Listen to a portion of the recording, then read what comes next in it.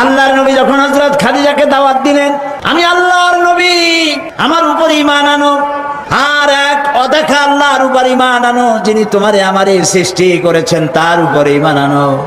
হযরত খাদিজা এক মুহূর্ত দেরি করেন নাই, সঙ্গে সঙ্গে উচ্চারণ করেছেন লা ইলাহা ইল্লাল্লাহু মুহাম্মাদুর রাসূলুল্লাহ। খাদিজা বলছেন কি জানেন? ইয়া আবাল কাসিম। তিনি নবীজিকে ডাকতেন হে কাসিমের পিতা, ইয়া আবাল কাসিম, 15টি বছর আপনার ঘর করেছি, আমার দিল একথা সাক্ষ্য দিচ্ছে আপনি অবশ্যই আল্লাহর নবী, কোনো সন্দেহ নাই। আপনার ভিতরে 15 বছর আমি যে আচরণ দেখেছি, সাধারণ মানুষের এই আচরণ হতে পারে না, অবশ্যই আপনি আল্লাহর নবী। নবী করিম সাল্লাল্লাহু আলাইহি সাল্লাম বলেছেন, আল্লাহর আকাশের নিচে জমিনের উপরে খাদিজার মতো উত্তম মহিলা আর নাই।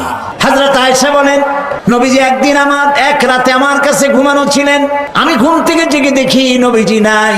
মনে মনে চিন্তা করলাম কোথায় গেলেন, বোধহয় অন্য কোনো স্ত্রীর ঘরে গেছেন। আমি চুপিসারে খোঁজ দিতে লাগলাম, কোনো ঘরে খবর পেলাম না। পরে দেখতে পেলাম রিয়াদুল জান্নার ভিতরে বসে নবীজি 2 হাত উঁচু করে কি যেন বলেন আর কান্দেন। আমি পিছনে গিয়ে হাত তুললাম, শুনতে পেলাম নবীজি মুনাজাত করতে করতে এক পর্যায়ে গিয়ে বলছেন, রব্বুল আলামিন, কিয়ামতের ময়দানে যেদিন বাপ তার সন্তান হারায় ফেলবে, মা তার সন্তান হারিয়ে ফেলবে, সন্তান মায়ের চিনবে না, ওই দিন ওই কঠিন হাসরের ময়দানে আমি যেন আমার খাদিজারে হারায়া না যাই। মুনাজাত শেষে হযরত আয়েশা বলছেন, ইয়া রাসূলুল্লাহ, এই একটা বুড়ির বিয়ে করছিলেন, 25 বছর বয়সে 40 বছরের বুড়ি, এই বুড়ির কথা এখনো আপনার মনে জাগে? এর থেকে ভালো কুমারী মেয়ে তো আপনি বিবাহ করেছেন। নবীজির মুখখানা মলিন হয়ে গেল। আল্লাহর নবী বলেন, আয়েশা, খাদিজার সম্পর্কে এমন কথা জীবনে কোনোদিন তুমি আমার সামনে আর এরকম বলো না। কারণ হলো তোমরা সবাই আমার সুদিনের স্ত্রী, আর খাদিজা আমার এমন সময়ের স্ত্রী যখন মক্কা নগরীতে মুহাম্মদের পা রাখার জায়গা ছিল না। সমস্ত সম্পদ উজাড় করে দিয়েছে আমার জন্য, ইসলামের জন্য। না খেয়ে থেকেছে রাতের পর রাত, দিনের পর দিন। আরবের সব থেকে ধনশালিনী নারী সমস্ত সম্পদ উজাড় করে দিয়েছেন আল্লাহর দ্বীনের জন্য। হযরত আয়েশা বলেন, আমাদের ঘরের ভিতরে তেমন গোশত রান্না বান্না খুবই কম হতো, আপেটা অনাহারে অর্ধাহারে আমাদের দিন চলতো। যেদিন কোনো ভাগ্যক্রমে কোনো গোশত আসতো অথবা কোনো ছাগল দুম্বা জবাই হতো, নবীজি গোশতগুলি ভাগ করে স্ত্রীদের ঘরে ঘরে দিয়া নিজে একটা পটলার ভিতরে কয়েক টুকরা গোশত নিয়ে মদিনার রাস্তায় ঘুরে বেড়াতেন। খাদিজার কোনো বান্ধবী পাওয়া যায় নাকি? খাদিজার কোনো আত্মীয়া, কোন বান্ধবী পাওয়া যায় নাকি? নবী করিম সাল্লাল্লাহু আলাইহি ওয়াসাল্লাম স্ত্রীদেরকে ভালোবাসতেন। হাদিস থেকে শোনাচ্ছি, হযরত আয়েশা কুমারী মেয়ে, তাকে বিয়ে করেছেন নবী করিম সাল্লাল্লাহু আলাইহি ওয়াসাল্লাম। গভীর রাত, চাঁদনি রাত, আধো আধো জ্যোৎস্না প্লাবিত রাত, নবীজি বলছেন, আয়েশা চলো আমরা একটু পায়চারি করে আসি। মরুভূমির ভিতরে গিয়ে বললেন, ওই যে একটা জিনিস দেখা যায়, চলো তো দৌড় মারি, কে আগে যায় দেখা যায়। বিশ্বনবী স্ত্রীর মনোরঞ্জনের জন্য দৌড় প্রতিযোগিতা করতেছেন। দৌড়াইয়া হযরত আয়েশা রাদিয়াল্লাহু তাআলা আনহা তিনি আগে চলে গেলেন, রাসূলুল্লাহ পিছনে পড়ে গেলেন। হযরত আয়েশা খুব আনন্দ করলেন, দেখলেন আপনি কিন্তু দৌড়ে আমার সাথে পারলেন না। বাস এর কয়েক বছর পর আরেকদিন এইভাবে দৌড়ের প্রতিযোগিতা হলো রাতের বেলায়। আজকে হযরত আয়েশা বলছেন, ওই দিনের তুলনায় আমার শরীরটা স্থূল হয়ে গেছে, আমি একটু মুটিয়ে গেছি। দৌড়াইয়া আমি পিছনে পড়ে গেলাম, রাসূল আগে উঠে গেলেন। আমি হাঁপাতে হাঁপাতে যখন নবীজির কাছে গিয়ে দাঁড়িয়েছি, রাসূলুল্লাহ তাবাসসুম মুস্কি হেসে আমার দিকে তাকিয়ে বলছেন, আয়েশা, ওই সেই দিনের প্রতিশোধ আজ নিলাম। কিসের ইউরোপ, কিসের আমেরিকা, ইসলামী সভ্যতার জুতার কাছেও দাঁড়াতে পারবে না তারা। ওরা আজকে বিশ্ব কি দিবস, নারী দিবস পালন করে। বিশ্ব নারী দিবস, বিশ্ব মাতৃ দিবস, বিশ্ব ভালোবাসা দিবস। বিশ্ব ভালোবাসা দিবস ওদের দরকার, যাদের সারা বছরে কোনো ভালোবাসা নাই, তাদের জন্য একটা দিন ভালোবাসার ভনিতা করা লাগে। আমার লাগে না, কারণ আমার জন্মই হয়েছে ভালোবাসার মধ্য দিয়ে। আর দ্বীন ওয়ান নাসিহা, ইসলাম মানেই হলো ভালোবাসা। সুবহানাল্লাহ। ইসলাম মানেই হচ্ছে ভালোবাসা। আমার দেশে, মুসলমানদের দেশে বিশ্ব ভালোবাসা দিবসের কোনো প্রয়োজন নাই। বিশ্ব নারী দিবস পালন করা, বিশ্ব কন্যা দিবস পালন করা ওদের দরকার, যার দেশের নারীর কোনো মর্যাদা নাই, যেখানে কন্যার কোনো মর্যাদা নাই, যেখানে মাতৃত্বের পিতৃত্বের মর্যাদা নাই, সেখানে প্রয়োজন। আমার দেশে প্রয়োজন নাই। দিবস পালন করতে করতে এখন কৃষক দিবস পালন করতেছে। কালকে পত্রিকায় দেখলাম বিশ্ব পায়খানা দিবস। আমি জানি না আপনারা বিশ্বাস করবেন কিনা, আমার নিজের চোখ দিয়ে দেখছি। নওজুবিল্লাহ, মানে তালাশ করে পায় না, করবে কি? এরপরে দেখলাম ঢাকায় দেওয়ালে লেখা বিশ্ব চিন্তা দিবস। তো বিশ্ব চিন্তা দিবসের এটার থিমটা কি, করবেটা কি? তো যারা আয়োজক তারা বলল যে আমরা ওই বিশ্ব চিন্তা দিবসে রাস্তার মোড়ে মোড়ে বসে চিন্তা করব যে আদৌ কোনো ব্যাপারে আমরা চিন্তা করতেছি কিনা। নাউজুবিল্লাহ, পাগল কি গাছে ধরে? আল্লাহ রাব্বুল আলামিন নারীর অধিকার দিয়েছে, কোরআন দিয়েছে, হাদিস দিয়েছে। বুক ভরে বলেন আলহামদুলিল্লাহ। ইসলাম দিয়েছে নারীর অধিকার। রাসূলুল্লাহ বলছেন আদ-দুনিয়া কুল্লুহা মাতাউন ওয়া খায়রুল মাতাইদ দুনিয়া ইমরাতুস সালিহা। এই পৃথিবীর সব কিছু হলো সম্পদ, তার মধ্যে শ্রেষ্ঠ সম্পদ হচ্ছে সালেহা, নেককারিনী, সতীসাধ্বী নারী। আলহামদুলিল্লাহ বলেন। আল্লাহর নবী বলেন আমার কাছে তিনটি জিনিস প্রিয়। নামাজ আমার কাছে প্রিয়, সুগন্ধ আমার কাছে প্রিয়, আর স্ত্রী আমার কাছে প্রিয়। সুবহানাল্লাহ, এই তিনটি জিনিস আমার কাছে প্রিয়। আপনার স্ত্রীকে আপনি তো এই জন্য তাকে সম্মান করবেন, ভালোবাসবেন, অনেক কারণ আছে। একটা কারণ তো এই, যেই রাস্তা দিয়ে আপনি জাহান্নামে যেতেন সেই রাস্তায় আপনার স্ত্রী প্রহরীর মতো রাত দিন দাঁড়িয়ে আছে, সেখানে ব্যাখ্যা দেওয়ার কোনো প্রয়োজন নেই। সুতরাং আপনার স্ত্রীকে আপনি ভালোবাসবেন এবং তাকে আপনি সম্মান দিবেন। ইসলাম নারীকে অর্থনৈতিক অধিকার দিয়েছে, বলেছে ফাতুহুন্না উজুরাহুন্না ফরিদা, ফরজ রূপী দায়িত্ব হিসাবে মহারণার টাকা আদায় করে দাও। এখন মহারণার টাকা আদায় করা হয় না, এখন বিবাহ মজলিসগুলিতে বলা হয় মহারণা কত? মহারণা হচ্ছে 21,21,101 টাকা, 11,11,101 টাকা। একটা 1 টাকা থাকা লাগবে। কোথায় পাইছেন এটা? একটা 1 টাকা থাকা লাগবে। আর এই যে মহারণা বাঁধা হয়, এই মহারণার টাকা আদায় করা অধিকাংশ ক্ষেত্রে আদায় করা হয় না। কথা ঠিক কিনা? কথা ঠিক কিনা? বরং উল্টা মহারণা আদায় করে নেয়। কারা নেয় বলেন? পাত্রপক্ষ। পাত্রপক্ষ মহারণা আদায় করে নেওয়ার সময় আদায় করার জন্য ঘটক, এগুলোরে কি বলে? ঘটক। কোন কোন এলাকায় এদেরকে উচ্চনাক বলা হয়। এদের কাজ হলো পরস্পরের মধ্যে বিবাহ দিতে গিয়ে মিথ্যা কথা বলা, উচ্চনাক। তো এরা বলে যে অমুকের ছেলে অমুকের মেয়ের বিবাহ হবে, ছেলেকে দিতে হবে কি? ছেলেকে দিতে হবে ল্যান্ড ক্রুইজার, ছেলেকে দিতে হবে গুলশানে বাড়ি, 10 লক্ষ টাকা ক্যাশ, মঙ্গল গ্রহে অফিস। বলে ছেলে লেখাপড়া জানে কি? কলেজের বারান্দা দিয়ে কয়েকদিন ঘুরে টুরে আসছে, গলায় সোনার সেন্টেনও আছে, মাথায় ভাল্লুকের মতো চুলও আছে। এরপরে এইভাবে করে এক অপাত্রে মেয়েদেরকে দেওয়ার ব্যবস্থা হয় টাকা পয়সার বিনিময়।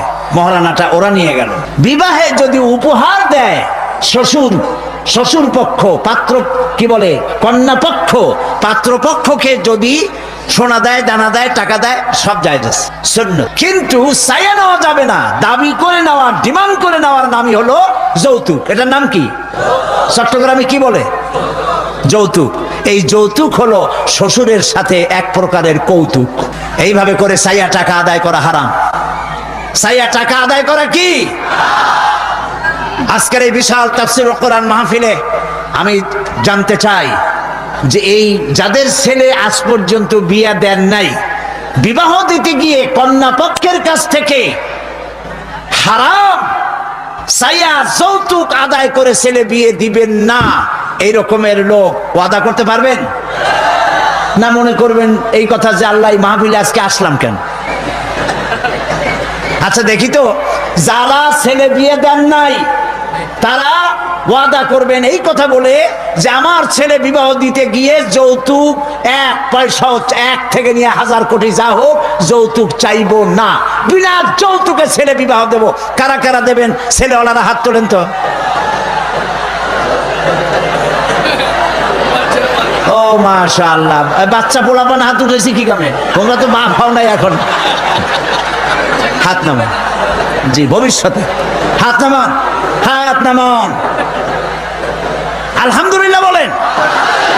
যৌতুক এক সামাজিক ব্যাধি, এই ব্যাধি বন্ধ করতে হবে এবং চট্টগ্রাম থেকেই এটার আন্দোলন শুরু হবে ইনশাআল্লাহ। বলেন ইনশাআল্লাহ। প্রিয় ভাই, সব যারা বিবাহ করে নাই সেসব যুবকদের বিবাহ করা লাগবে কিনা? লাগবে কিনা? হ্যাঁ, ফুর্তি হয়ে একটু জোরেই বলতেছে লাগবে। এই বিবাহ করতে গেলে শ্বশুর যদি ঘড়ি দেয় বলবা আলহামদুলিল্লাহ, যদি শেরওয়ানি দেয় আলহামদুলিল্লাহ, যদি কিছু না দেয় নাউজুবিল্লাহ, নাকি তাও আলহামদুলিল্লাহ। বরং তুমি কেন ফকিরের ছেলে ফেলে না তো, তোমরা যুবকদের বলতেছি, ফকিরের বলাবার না তো। তো বউ ওই কি বলে, যারা বিবাহ করবা সেই শ্বশুর বাড়ির টেলিভিশন না হইলে দেখা যাবে না তুমি কি খয়রাতির পোলা। যদি এখন তো দেখতেই হয়, তো বউয়ের বাপের কাছ থেকে টেলিভিশন না নিয়া মসজিদ গুলার সামনে শুক্রবার দিন থাল পাতে বসে যাইও। তাও কন্যা পক্ষের কাছ থেকে চাইয়া নিবা না। কিছু দিলে আলহামদুলিল্লাহ, না দিলেও বিনা যৌতুকে নিজের পায়ে দাঁড়াইয়া চাকরি করে বিয়ে করবা। চাকরি কামাই রোজগার না করিয়া নিজে বাপের হোটেলে খাও, আরো একজন আনি মেহমান বানাইও না। কাজ করবে, চাকরি করবে, ব্যবসা করবে, তারপরে নিজের টাকা দিয়া বাপের টাকা দিয়া বিয়ে করিয়া বউরে রানী বানাইয়া ভালোবাসার সিংহাসনে বসাবে, তাকে কোনো কিছু খোটা দিবে না। এটা এই জন্য বলি, বাংলাদেশে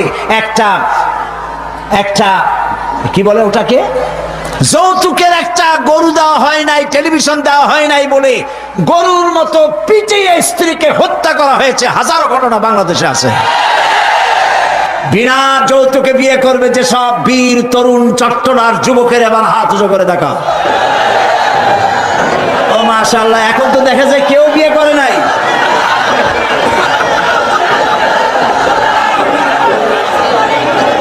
আচ্ছা, হাত নামান, হাত নামান। আলহামদুলিল্লাহ বলেন, হাত নামান। এই যে ভাই, আমি কিন্তু বুঝতে পারি দাঁড়াইছেন কেন, কোমর ব্যথা করতেছে বোধহয়। বসেন, কোমর ব্যথা আল্লাহ ভালো বানাই দেবেন, জোরে কোন আমিন। আরে ভাই, বসতে বলছি, বসেন।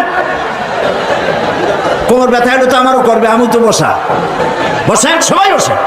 প্রিয় ভাই সব, তাহলে একটি বড় রকমের অপরাধ থেকে চট্টগ্রামকে মুক্ত করার জন্য আন্দোলন শুরু করা হলো। বলেন আলহামদুলিল্লাহ।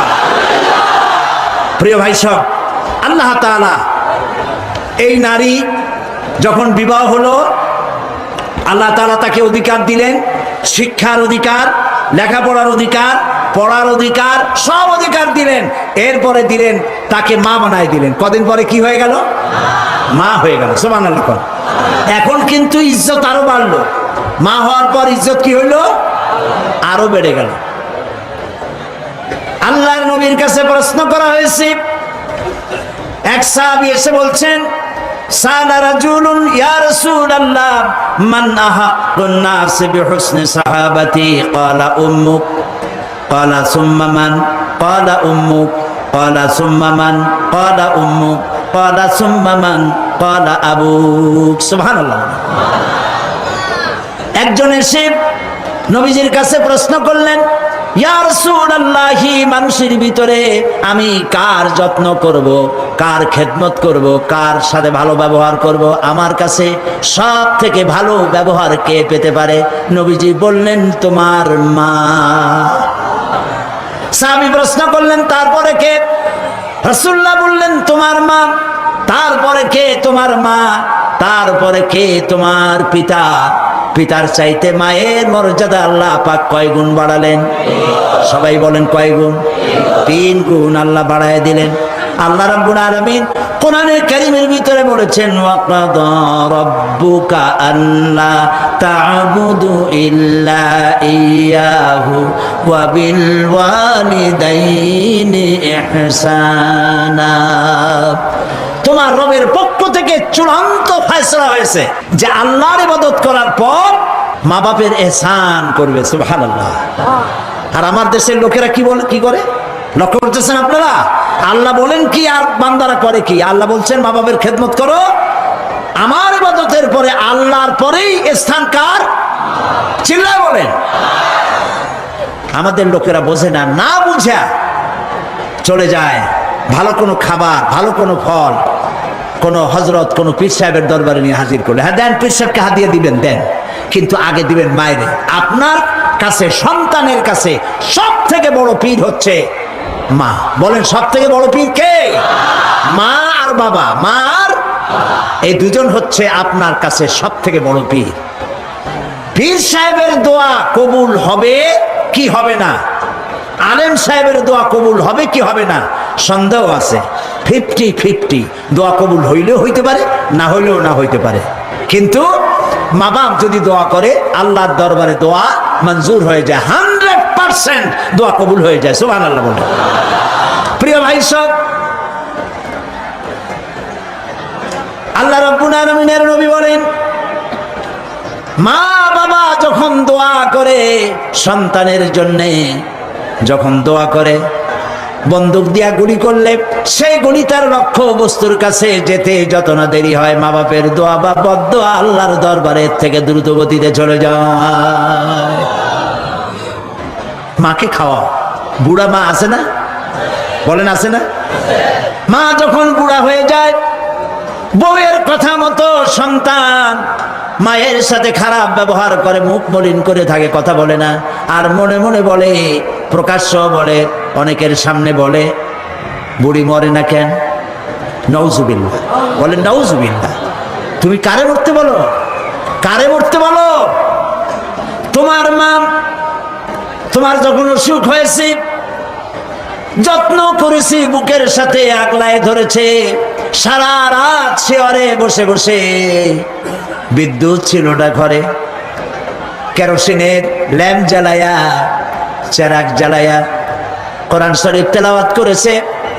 আর শেষ রাতি দুইখানা হাত রব্বুল আলামিনের দরবারে তুলে দিয়ে কেঁদেছে, রব্বুল আলামিন আমার বাঁচাধনকে আমার জীবনের বিনিময় আল্লাহ তুমি বাঁচাইয়া দাও। যে মা বললেন আমার জীবনের বিনিময় আমার ছেলে তুমি বাঁচাও, মেয়েরে বাঁচাও, সেই ছেলে বড় হইয়া বউয়ের পাগল হইয়া বলে বুড়ি মরে না কেন? নাউজুবিল্লাহ, নাউজুবিল্লাহ। মাকে সম্মান করুন, মাকে ভালোবাসুন। আল্লাহ রাব্বুল আলামিন বলেন, ওয়াসাইনাল ইনসানা বিওয়ালিদাইহি ইহসানা হামালাতুহু উম্মুহু কুরহা ওয়া ওয়াদাআতুহু কুরহা ওয়া হামলুহু ওয়া ফিসালুহু 30 শাহরা। আমি সমগ্র মানব গোষ্ঠীকে উপদেশ দিচ্ছি, তোমরা তোমাদের ওসিয়ত করছি, তোমরা তোমাদের মা বাপকে সম্মান করো। তোমার মা তোমাকে গর্ভধারণ করেছে অত্যন্ত কষ্টের সাথে, ডেলিভারি করেছে অত্যন্ত কষ্টের সাথে, আর 30টা মাস বুকের দুধ দিয়ে তোমারে মানুষ করছে। সুবহানাল্লাহ, সুবহানাল্লাহ। প্রিয় ভাই সব, মা বাপ যদি হাত তোলে, চোখ দিয়া পানি পড়ে, দোয়া কবুল হয়ে যাবে। সুবহানাল্লাহ। এই যে হযরত বাইজিদ বুস্তামি রহমতুল্লাহ আলাইহির এই দরগায় আপনারা যান, হযরত বাইজিদ বুস্তামি যখন ছোট্ট ছিলেন, তার মা অসুস্থ, গভীর রাত্রে মা জেগে বলছে, বাবা আমি তো পানির পিপাসায় শেষ হয়ে যাচ্ছি, একটু পানি পান করাও। বাচ্চা দেখলেন ঘরের মধ্যে পানি নাই, বাইরে কোথা থেকে পানি জোগাড় করলেন, এসে দেখেন মা ঘুমায় গেছে। শীতের রাত, বাচ্চা দাঁড়ায় আছে পানি নিয়ে। ফজরের সময় মায়ের ঘুম ভেঙেছে, তাকিয়ে দেখে বাইজিদ দাঁড়ানো। বাইজিদ তুমি দাঁড়ানো কেন? কাঁপতেছো কেন? ছেলে বলছে, মা আপনি পানি চাইছিলেন। তা পানি চাইছিলাম, তা কি হয়েছে? তা আমি তো ঘরে পানি পাইনি, দূরে গিয়ে পানি আনছি, আনি দেখে আপনি ঘুমাই গেছেন, আমারই উঠাও নাই কেন? আপনার ঘুমের ক্ষতি হবে। তা তুমি নিজে ঘুমাও নাই কেন? এই জন্য যে আপনি জায়গায় যদি আবার পানি চান আর সময় মতো না দিতে পারি, তাহলে তো আপনার কষ্ট হবে। সেই জন্য মা আমি দাঁড়াই রয়েছি, আপনি পানি খাবেন, সেই পানি নিয়ে। বাইজিদের মা হযরত বাইজিদকে বিছানার উপরে আরাম করে শোয়াই দিয়া উযু করে নিজে নামাজ পড়লেন।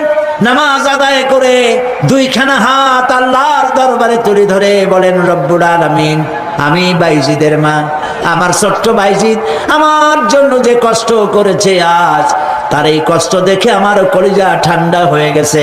আমি মা হয়ে আমার বাইজিদের জন্য দোয়া করি, রব্বুল আলামিন আমার বাইজিদকে তুমি সুলতানুল আরিফিন বানায়া দাও। দোয়া মঞ্জুর হয়েছে না হয় নাই? সুবহানাল্লাহ। প্রিয় ভাই সব, এই জন্য মা বাপকে সম্মান করতে হবে, মহব্বত করতে হবে এবং তাদের জন্য দোয়া করতে হবে। দোয়াটা আল্লাহ শিখাই দিয়েছেন। এমনকি মা বাবার সামনে চোখ মোটা করে কথা বলবে না, চোখ মোটা করে মা বাবার সামনে কথা বলবে না। আল্লাহ ইচ্ছা করলে চোখ অন্ধ করে দিতে পারেন। পীরের সামনে যত গিয়ে মহব্বত করে ঘাট কাট করে বসো, তোমার বড় পীর, তোমার মা, তোমার বাবা, তাদেরকে শ্রদ্ধা করো, সম্মান করো, কলজা দিয়ে মহব্বত করো। মা বাপকে একটা কথা বিশ্বাস করুন, মনে রাখেন, মা বাপকে যে যত বেশি সম্মান করবে, মহব্বত করবে, মর্যাদা দেবে, তার জীবনে সম্মানের আর রুজির কোনো অভাব হবে না, হবে না, হবে না। আল্লাহ তাআলা বাড়ায় দেবেন। সুবহানাল্লাহ। আল্লাহ দোয়া শিখাই দিচ্ছেন, বান্দারে মা বাবার সামনে শক্ত করে কথা কইস না, ওয়াকুল লাহুমা কাওলান কারীমা। মা বাবার সাথে সম্মান সূচক কথা বলো আর আমার কাছে দোয়া করো। কি বলে? আল্লাহ রাব্বুল আলামিন দোয়া শিখাই দিচ্ছেন, রব্বিরহামহুমা কামা রাব্বায়ানি সাগীরা। সবাই পড়েন, রব্বিরহামহুমা কামা রাব্বায়ানি সাগীরা। আবার পড়েন, রব্বিরহামহুমা কামা রাব্বায়ানি সাগীরা। আল্লাহ তাআলা শিখাই দিলেন, বান্দারে দোয়া কর, আয় আমার রব, আমার মা বাপ আমাকে যেমন ছোটবেলায় স্নেহের কোলে লালন পালন করেছে, মাবুদ গো তুমি আমার মা বাপকে সেইভাবে তোমার রহমতের কোলে লালন পালন করো। আল্লাহ দোয়া শিখাই দিচ্ছেন। এই দোয়া প্রত্যেক নামাজের পর আপনারা পড়বেন। মনে থাকবে ভাই? জোরে বলেন, মনে থাকবে? আল্লাহ যেন আমাদেরকে মনে রাখান, আমরা বলি আমিন। প্রিয় ভাই সব, মা হিসাবে আল্লাহ তাআলা এই মর্যাদা বৃদ্ধি করে দিলেন।